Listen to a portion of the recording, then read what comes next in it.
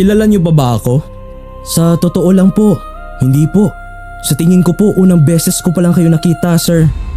Mali po kayo. Nagkita na tayo noon. Paano? Hindi ko po kayo maalala. Ako po ang college student na niligtas ninyo noon sa isang aksidente kaya kayo naputulan ng paa.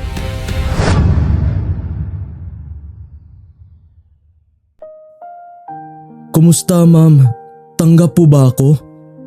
Uugod-ugod si Mang Berto nang lapitan niya ang staff ng ina-applyang kumpanya. Lumambot ang ekspresyon ng babaeng staff at tiningnan siya.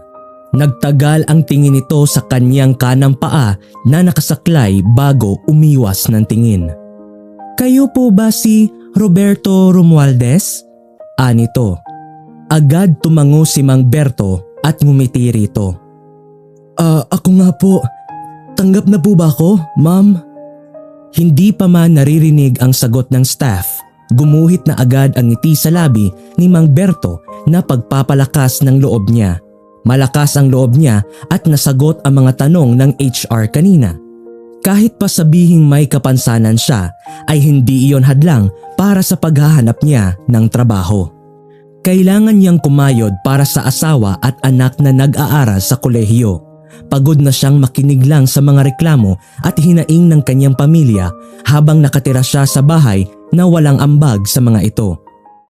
8 taon na ang nakakaraan nang maaksidente si Mang Berto at naputol ang kanyang kanang paa. Mabuti na lang nabuhay pa siya matapos ng natamong sugat, ngunit hindi na nakalakad ulit at nawalan din ng trabaho. Kinailangan pang mamasukan sa mayaman ng kanyang asawa bilang katulong para matustusan sila, lalo na ang maintenance niya. Ngunit habang tumatagal ng tumatagal, hindi man niya naririnig ay alam ni Mang Berto na masama na ang loob sa kanya ng mag-ina. Siya sana ang sumusuporta sa mga ito, ngunit siya pa ang sinusuportahan dahil sa kapansanan. Kaya naman napagpasyahan na niyang maghanap ng trabaho. Naawa na siya sa mga ito. Iyon nga po sir, kinausap po kami ng CEO namin kanina matapos makita ang resume ninyo. Nalulungkot po akong sabihin to pero hindi po kayo kasama sa mga natanggap sir. Ano po? Halos hindi makapaniwala si Mang Berto sa narinig. Ang katiting na pag-asa niya ay naglahong parang bula dahil sa sinabi ng babaeng staff. Nanghina siya kaya naman napaupo sa waiting chair ang kawawang Ginoo. Pasensya na po talaga pero yun po ang sabi ng HR namin sir. Wala rin po ako magagawa doon. Usal ng staff. Naaawa rin kasi ito sa Ginoo. Sinapo ni Mang Berto ang noo at napasinghap ng malalim ng ilang beses. Baka nga hindi para sa kanya ang oportunidad ng bagong trabaho sa kumpanya. Paano na siya ngayon?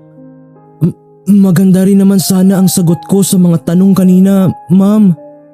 Mabigat ang loob na saad niya. Oo nga po sir, pero iyon po ang gusto ng CEO namin. Staff lang din po ako at walang magagawa. Mangiyak-ngiyak na saad ng staff. Tumango si Mang Berto at marahang tinapik ang balikat ng babae. Okay lang ma'am, huwag ka pong mag-alala. Maghahanap na lang po siguro ako ng bagong trabaho. Pilit siyang ngumiti at kinumbinsi ito. Matagal na tumitig sa kanya ang babaeng staff at naluluhang ngumiti sa kanya. Ihahatid ko na po kayo sa labas sir. Saad nito para pambawi sa kanya. Ngumiti at tumango ang Ginoo. Hindi man natanggap ay nagpapasalamat siya na may mabait na tao pa rin ang handang tumulong sa kanya. Alam niyang hindi rin hadlang ang kapansanan at hindi siya susuko ng gano'n na lang. Hanggang dito na lang po ako, ma'am. Maraming salamat po sa tulong mo. Mag-iingat po kayo. Ani ng babaeng staff. Isang matamis na ngiti ang nakaguhit sa kanyang labi nang umuwi. Ngiti-ngiti ka ngayon ah. Natanggap ka sa ina-applyan mong trabaho? Tanong sa kanya ng asawa nang makita ang kanyang ekspresyon. Ibinaba muna ni Mang Berto ang envelope na dala at lumapit dito bago nagsalita. Hindi ako natanggap eh. Matamang sagot niya at sinulyapan ang magiging ekspresyon nito. Tumango naman din ang asawa ngunit wala itong naging reaksyon. Tumalikod ito at pumasok ng kusina nang walang sinasalita. Bumigat tuloy ang dibdib ng Ginoo. Wala mang sinabi ang misis ay alam niyang dismayado na naman ito. Kaya naman magiliw na sumunod ang lalaki at tinulungan ito sa panghahanda ng kanilang tanghalian. Kahit hindi nito siya kinakausap ay kinain niya ang pride para lang mapansin nito siya. "Ano bang ginagawa mo? Maupo ka na roon." Asik ng asawa dahil sa kakakulit niya rito habang nagluluto. "Galit ka ba?" Marahang tanong niya.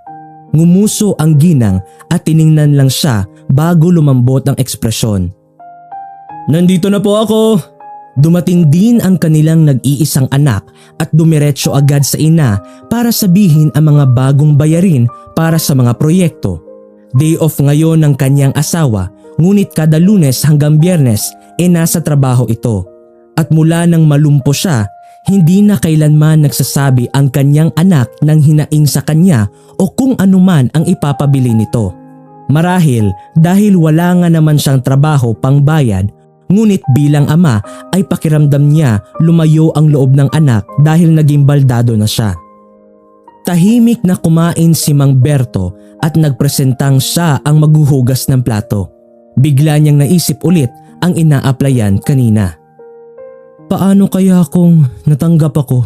Lalapit ba ulit ang loob ng anak ko sa akin? Hindi na ba magiging dismayado ang asawa ko?"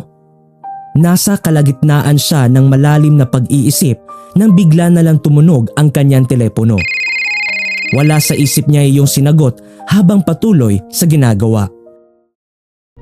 "Sino po to? Ikaw po ba si Roberto Romualdez, sir?" Ako nga po. Bakit po?" "Ako po yung staff kanina sa kumpanya na ina-applyan ninyo. May magandang balita po ako sa inyo. Nakausap ko po ang CEO namin kanina at nasabi niyang gusto kanya makita po." Ano po?" Umawang ang labi ni Mang Berto. Nabitawan niya ang sponge at nanlaki ang mga mata. "Sa katunayan ay papunta na po riyan si boss." Lalong ikinagulat iyon ng Ginoo. Kasunod nun ang pagkarinig niya ng sunod-sunod na pagtunog ng sasakyan sa labas ng kanilang bahay. Nataranta siyang lumabas at naabutan ang asawa at anak na kausap ng isang matangkad at matikas na lalaki. Nabitawan ni Mang Berto ang cellphone at natulala sa lalaking kaharap. "Mang Berto?" Napalingon siya sa kanyang mag-ina. May pagtataka rin sa mata ng mga ito. "Sino po sila?" Hindi niya mawari ang pagkabog ng dibdib. Lumapit sa kanya ang lalaki at naglahad ng kamay. "Magandang araw po, Mang Berto. Ako po si Lucas Lagdameo." Nagtataka man ay buong pusong tinanggap ng Ginoo ang kamay ng lalaki. Kumabog ng malakas ang dibdib lalo pat naramdaman niya ang init ng kamay nito. "Ako po ang CEO ng kumpanya na pinag-applyan ninyo kanina." At doon na sa puntong iyon, bumagsak ang panga ni Mang Berto. Totoo nga ang sinabi ng babaeng staff sa kanya sa telepono. Hindi siya makapaniwala kaya naman napatingin siya sa mag-ina. Po? "May rason po talaga bakit hindi ko kayo tinanggap kanina. Kahit pa sobrang ganda ng sagot ninyo at alam kong desperado kayong makahanap ng trabaho para sa pamilya ninyo." Natutup ang labi ng kanyang mag-ina nang marinig iyon. Lumapit ang anak ni Mang Berto. "Totoo po ba ang sinabi niya pa? Desperado kayong maghanap ng trabaho para sa amin?" Napaiwas ng tingin si Mang Berto. Nang interviewin kasi siya kanina ay nakwento niya ang sitwasyon ng kanilang pamilya at kung gaano siya kadesperado makahanap ng trabaho dahil sa pakiramdam na walang silbi at maitulong sa mga ito. Naiyak pa nga siya at dinaluhan ng HR. "Pasensya na anak. Matagal ko na talagang gustong makahanap ng trabaho at desperado ako para makatulong sa inyo. Pakiramdam ko kasi sobra ko ng pabigat sa inyo." Lakas loob na saad niya. Umawang ang labi ng kanyang mag-ina. Ang kanyang asawa ay nanlabo ang mga mata. "Roberto, tama ba ang Narinig namin? Pasensya na mahal.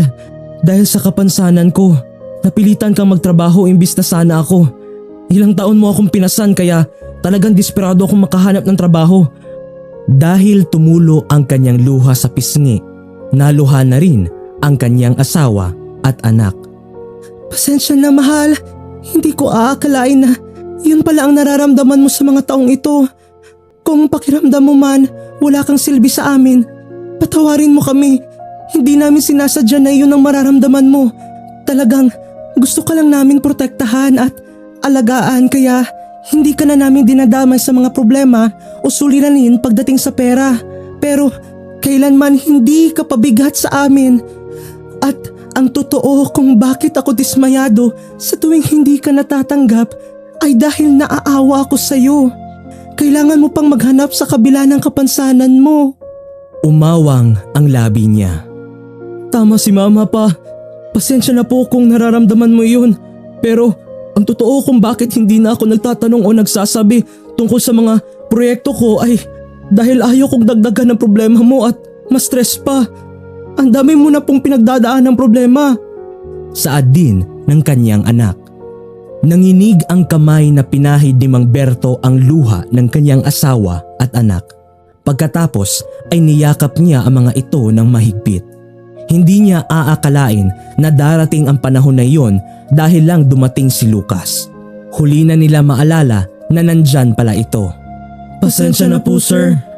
Hingi nila ng paumanhin. Mainit itong gumanti ng ngiti. Ang mahalaga ay naayos po ninyo ang gusot sa pagitan ng inyong pamilya. Anito. Tumango sila sa pagsang-ayon. Pero sabi mo may rason bakit hindi mo ako tinanggap. Ano yun sir? Takang tanong ulit ng Ginoo. Kilala niyo ba ako? Sa totoo lang po, hindi po. Sa tingin ko po unang beses ko pa lang kayo nakita sir. Sagot ni Mang Berto. Gumuhit ang mumunting ngiti sa labi ni Lucas. Mali po kayo, nagkita na tayo noon. Kumunot ang kanyang noo sa sinabi ng binata. Paano? Hindi ko po kayo maalala. Nagtatakang saad niya. Hindi niyo na po ba maalala? Bumaba ang tingin ng binata sa kanyang putol na paa.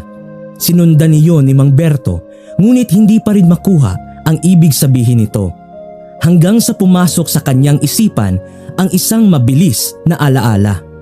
Hindi maaari. Nasapo niya ang noo. Nanindig ang kanyang balahibo nang maalala ang nangyari 8 taon na ang nakakaraan. Tama po. Ako po ang college student na niligtas ninyo noon sa isang aksidente kaya kayo naputulan ng paa. Ako po ang batang iyon na itinulak ninyo para huwag mabangga ng truck. Sinakripisyo po ninyo ang sarili para tulungan ako. Gulat na gulat si Mang Berto. Ang kanyang asawa at anak ay nasapo rin ang labi. Matagal ko po kayong hinahanap kaya gulat na gulat ako nang makita ang resume ninyo sa mga applicant at agad na ni-request na huwag kayong tanggapin. Nagpailing-iling si Mang Berto. Labis pang malabo ang kanyang isipan. Hindi pa rin siya makapaniwala na naging tagumpay na CEO ang dating sinagip niya noon 8 taon na ang nakakaraan. Ang mga katulad po kasi ninyo ay hindi na pwedeng magtrabaho. Dapat ay nagpapahinga na lang po kayo. Pero hindi ako pwedeng magpahinga sir. May pamilya pa po ako. Kaya nga po nandito ako ngayon dahil tutulungan ko po kayo. Kung may araw man na napuno ng sobrang kagalakan ang puso ni Mang Berto, ang araw na iyon. Hindi siya halos makapaniwala na puno ng sobrang kagalakan ang kanyang puso. Bibigyan ko po kayo ng bagong bahay at negosyo para hindi na po kayo magtrabaho pati si misis ninyo at magmamanage na lang ng negosyo. Kaunting tulong ko po ito sa inyo para sa malaking bagay na tinulong ninyo sa akin noon. Hindi na mawari ni Mang Berto ang kanyang mararamdaman. Napahagulgol siya sa pagsabog ng damdamin at mahigpit na niyakap si Lucas. Maraming salamat po Sir Lucas. Hulog kayo ng langit sa amin. Ang bait po ninyong tao, Mang Berto. Kulang pa po ito. Sagot ng binata. Sa isang iglap, bigla na lang nagbago ang buhay ni Mang Berto. Hindi niya aakalain na isang araw may magpapakilala na lang sa kanyang mayaman na handa siyang tulungan. Pakiramdam niya mahal na mahal siya ng Panginoon. Maraming salamat. Pangakong hindi ko sasayangin ang biyaya at oportunidad na ito. Mahal, anak, mayaman na tayo. Hindi makapaniwala si Mang Berto na nangyari iyon sa isang araw lang. Ngunit hindi na siya magrereklamo dahil sobra-sobra ang kasiyahang natamo niya. Hindi na magiging balakid ang kapansanan ko para mangarap pa.